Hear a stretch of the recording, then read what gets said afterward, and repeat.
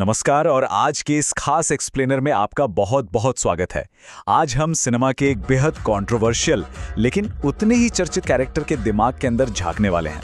जी हां, हम बात कर रहे हैं ब्लॉकबस्टर फिल्म एनिमल के रणविजय सिंह की। स्रोत के आधार पर आज हम इस कैरेक्टर के एक बिल्कुल निष्पक्ष और गहरा साइकोलॉजिकल एनालिसिस करेंगे।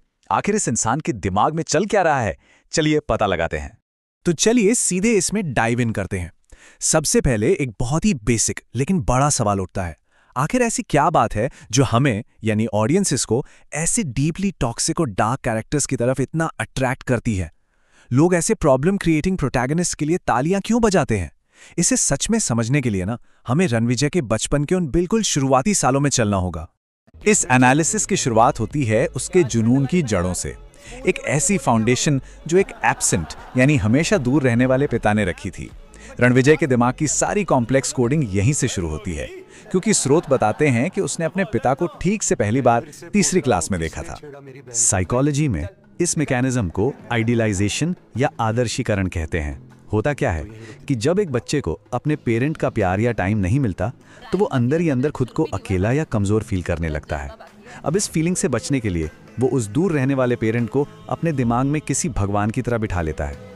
रणविजय ने अपने पिता की महानता के किस्से सिर्फ दूसरों से सुने थे, इसलिए उसने अपने पिता को एक फ्लॉलेस हीरो मान लिया ताकि वो खुद को इंपॉर्टेंट फील कर सके। और इस पॉइंट को समझने के लिए हम एक बड़ा ही इंटरेस्टिंग पॉप कल्चर कंपैरिजन कर सकते हैं। आपने हैरी पॉटर या बैटमैन के ब्रूस वेन को देखा है। ये भी अनाथ थे और इन्होंने भी अपने पिता को एकदम आइडलाइज किया था, बिना उनकी असल कमजोरियों या डार्क साइड को जाने। रणविजय का साइकोलॉजी भी एग्जैक्टली इसी पैटर्न पर काम कर रहा था, बस डिफरेंस ये था कि यहां रियलिटी कुछ और ही थी। अब जरा इस पूरे कॉज एंड इफेक्ट साइकिल पर ध्यान दीजिए। एकदम क्लियर पैटर्न है। स्टेप 1, पिता पूरी तरह से एब्सेंट है। स्टेप 2, ध्यान पाने के लिए रणविजय एक एक्सट्रीम कदम उठाता है, जैसे अपनी बहन के कॉलेज में बंदूक ले जाना और गोलियां चलाना। स्टेप 3, तब जाकर आखिरकार पिता का ध्यान उस पर जाता है। तो रिजल्ट क्या निकला? उसके दिमाग ने एक सिंपल कैलकुलेशन की। हिंसा और वायलेंस सजा नहीं है, बल्कि अटेंशन पाने का सबसे सॉलिड रिवॉर्ड है। और यहीं से हमारी नैरेटिव शिफ्ट होती है इस कैरेक्टर की एक ऐसी भाषा की तरफ जहां हिंसा और प्यार के बीच की लाइन पूरी तरह से गायब हो चुकी है। बचपन का वो रिवॉर्ड सिस्टम अब उसके अडल्ट लाइफ के प्यार को डिफाइन करने लगता है। देखिए, क्योंकि बचपन में उसके पिता ने जब भी उससे बात की या तो चिल्लाकर की या गाली देकर, तो उसके ब्रेन की वायरिंग ही बदल गई। उसने सीखा ही नहीं कि प्यार शांति या केयर से जताया जाता है। उसके लिए प्यार का मतलब है एक्सट्रीम्स और अब्यूज। एक नॉर्मल शांत जिंदगी में उसे वो डोपामिन रश मिलता ही नहीं है जो वायलेंस से मिलता है। और उसके दिमाग का ये वायलेंस का नशा उसकी नॉर्मल अडल्ट लाइफ में कैसे दिखता है? अपनी पत्नी गीतांजलि के साथ प्लेन को ऑटो पायलट पर डालकर इंटीमेट होना हो, या अपनी हर बातचीत में शरीर और हिंसा से जुड़े शब्दों का ओपनली इस्तेमाल करना हो। उसके लिए एक्सट्रीम सिचुएशंस और ट्रैश टॉकिंग कोई गुस्से का रिएक्शन नहीं है, वो उसकी नॉर्मल एवरीडे भाषा बन चुकी है। चलिए अब एक और बेहद क्रूशल थीम पर आते हैं, जो है महिलाओं के प्रति उसकी सोच। ये जो मिसोजिनी या स्त्री द्वेष हमें इस कैरेक्टर में दिखता है ना, ये उसने कहीं बाहर से नहीं, अपने ही घर के माहौल से सीखा है। अब इस पैटर्न के बिल्डअप को देखिए। बचपन से उसने अपने घर की औरतों को बस पैसिव देखा। माँ जो पिता के अब्यूजिव नेचर पर हमेशा चुप रही और पिता के बारे में उससे झूठ बोलती रही। बहन जो खुद अपने पति का अब्यूज सहती है और उल्टी उम्मीद करती है कि रणविजय उस अब्यूजिव पति से माफी मांगे।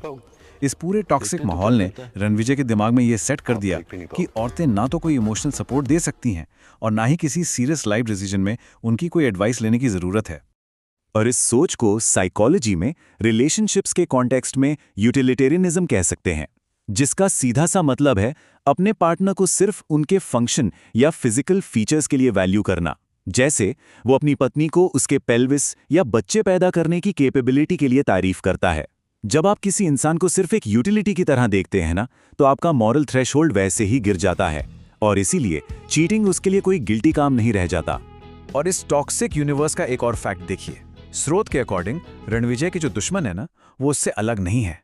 चाहे अबरार हों या उसका अपना जीजा, ये सब रणविजय के ही मिरर इमेजेस हैं। ये सभी कैरेक्टर्स महिलाओं के साथ एक जैसा ही बुरा बर्ताव करते हैं। इस सिनेमैटिक यूनिवर्स में ऑलमोस्ट हर मेल कैरेक्टर का औरतों को देखने का नजरिया बिल्कुल एक जैसा और उतना ही टॉक्सिक है। चलिए अब थोड़ा पीछे हटकर मूवी के ओवरऑल मेटा क्रिटिक पर बात करते हैं। निर्देशक संदीप रेड्डी वंगा इस पूरी कहानी और इस कैरेक्टर को आखिर स्क्रीन पर फ्रेम कैसे करते हैं। एनालिसिस बताता है कि डायरेक्टर की पिछली फिल्म कबीर सिंह में हीरो के बचपन का कोई जिक्र नहीं था। वहां हमें नहीं पता था कि वो ऐसा क्यों है, लेकिन एनिमल में लगता है जैसे उसकी भरपाई करने की कोशिश की गई है। कहानी में जानबूझकर रणविजय के ट्रैजिक बचपन का बार बार इस्तेमाल किया गया है ताकि ऑडियंस के दिल में उसके लिए सिंपैथी पैदा हो और उसके उन इनसेन एक्शंस को जस्टिफाई किया जा सके। अब यहाँ जो सबसे ज्यादा इंटरेस्टिंग बात है जिसे स्रोत हाईलाइट करता है वो है ग्लोरिफिकेशन। अगर आप हॉलीवुड मूवीज देखें जैसे जोकर या द बैटमैन, वो भी डार्क कैरेक्टर्स और उनकी मेंटल इलनेस को बहुत डीपली दिखाती हैं, पर उन्हें कंप्लीटली एक्सक्यूज नहीं करती। लेकिन एनिमल में उसके डार्क एक्शंस को एक बहुत ही थम्पिंग बैकग्राउंड स्कोर के साथ और स्टाइल में दिखाया गया है। इससे होता यह है कि ऑडियंस एक्चुअली इस डार्क हीरो के वायलेंट एक्शंस को सेलिब्रेट करने लगती है। लेकिन अब एक बहुत ही सॉलिड थॉट प्रोसेस शुरू होता है। क्या इस कहानी का कोई ऑल्टरनेट रास्ता नहीं था? एक ऐसी कहानी जहां ये टॉक्सिसिटी का एंडलेस लूप आखिरकार टूट जाता? 1 मिनट के लिए इमेजिन कीजिए, क्या होता अगर रणविजय इस टॉक्सिसिटी को पहचान लेता और बस वहां से निकल जाता। सोचो, अगर वो अपने दादा और पिता के बनाए हुए इस माफिया और जुर्म के दलदल में आगे बढ़ने के बजाय उसे वहीं ड्रॉप कर देता। वो डेफिनेटली अपने खुद के परिवार, अपनी पत्नी और बच्चों पर फोकस कर सकता था, राइट? एक नॉर्मल लाइफ चूज कर सकता था। एक्चुअल कहानी में तो हम देखते हैं कि वो इस फैमिली वॉर में उलझकर सचमुच एक एनिमल बन जाता है। पर इसका एक दूसरा असर, एक पॉजिटिव प्रोग्रेशन भी तो हो सकता था ना। जैसे स्रोत बताते हैं कि पुरानी फिल्म शक्ति में दिखाया गया था, जहां कैरेक्टर टॉक्सिसिटी को पहचानकर अलग हो जाता है। सही मायनों में ट्रू कैरेक्टर ग्रोथ तो तभी होती जब वो उस सिस्टम को रिजेक्ट कर देता जिसने बचपन से ही उसे बेवकूफ या हाफ विट समझा था। तो इन सारी बातों के बाद सबसे अहम मुद्दा यहाँ ये निकल कर आता है, और ये क्वेश्चन आपके सोचने के लिए है। क्या हम सच में एक कॉम्प्लिकेटेड कैरेक्टर की ग्रोथ को सेलिब्रेट कर रहे हैं, या फिर हम बस उसी एक्सट्रीम टॉक्सिसिटी के जश्न में तालियां बजा रहे हैं जिसने एक्चुअली इस इंसान को बचपन में पूरी तरह से तोड़ दिया था? आई गेस ये एक ऐसी डिबेट है जो इस कैरेक्टर और सिनेमा के दिखावे को लेकर आगे भी चलती रहेगी। आज के इस एक्सप्लेनर में बस इतना ही।